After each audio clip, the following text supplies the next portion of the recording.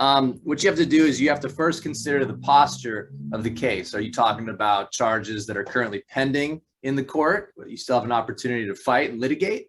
Or are you talking about charges that have already been found true, either by a jury finding or a plea of guilty or no contest, and therefore a conviction resulted? So let me address what happens if the charges are pending. Felonies are broken up into two categories. There's wobblers and non-wobblers. Let me be clear. There's actually a lot of different ways of categorizing felonies, but in terms of what you can do to make a felony go away, there are wobblers and non-wobblers. A wobbler is a crime that can be charged as a felony or as a misdemeanor. A misdemeanor is a crime with a maximum punishment of 1 year in county jail. And a felony obviously carries a potential prison term of many years. Felony obviously also carries many other penalties, such as you lose your right to possess firearms, so infringes in certain constitutional rights, and you lose out on access to many other government services. So felony is really something that should be avoided at all costs, if possible. Now, did the district attorney charge you with a wobbler or with a non-wobbler? If they charge you with a wobbler, it's their discretion. That means they could have charged you with a misdemeanor, but they chose not to.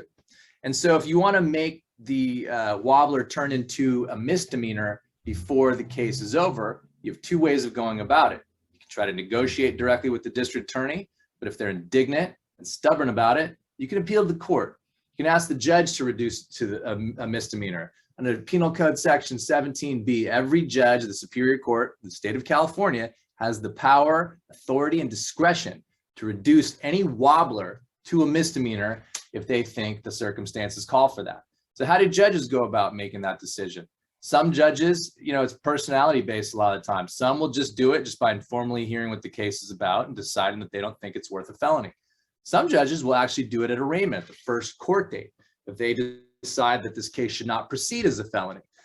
Some judges will wait to actually hear some of the evidence, to have an official hearing on the case, such as a preliminary hearing, and they will then decide whether the facts, circumstances, evidence that they've heard, consider the victims from whom they've heard, consider the defendant's criminal record.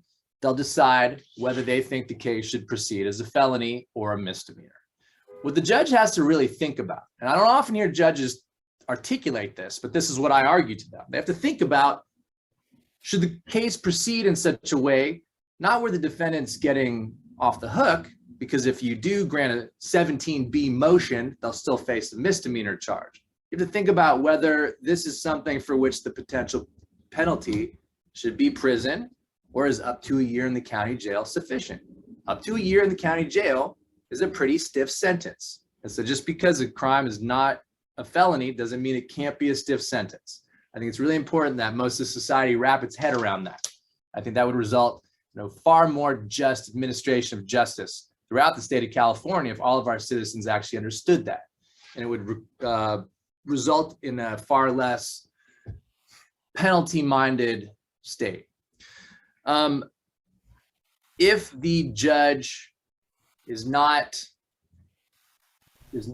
granting a motion under 17B to reduce the charge to a misdemeanor, then the defendant can always litigate their case, can fight the case, make the district attorney prove the charges beyond a reasonable doubt, and have it decided by a jury. Because it's not just simply a matter of how it should be charged, it's a matter of whether it can be proven. If you didn't commit the crime, my advice typically is to fight the case and not take any deals. Now, if you are convicted of a felony, that's not the end of it. The 17B motion can be granted even after a conviction. So someone who's been convicted of a felony, that's a wobbler, can then petition the court anytime for the rest of their life. During probation, after probation, they can petition the court to reduce the charge to a misdemeanor. I believe that if the person did go serve a prison sentence for that wobbler, they cannot petition for the misdemeanor. However, a few years ago, there were certain felonies that got changed to misdemeanors under Prop 47 in 2014.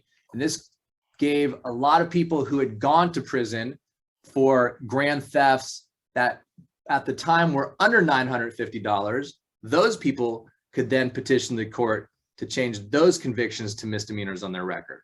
But typically speaking, if you served a prison term for a wobbler, it's unlikely that a judge would be able to reduce it to a misdemeanor. Although, like I said, there are a few exceptions. If you did not do a prison sentence, then it's best to come to court, show the court how you have gotten on with your life. The felony that you were convicted of is an isolated incident in the past. You've been a productive member of society, raised a family, gone to work, but now this felony conviction is interfering with your ability to prosper and contribute to society.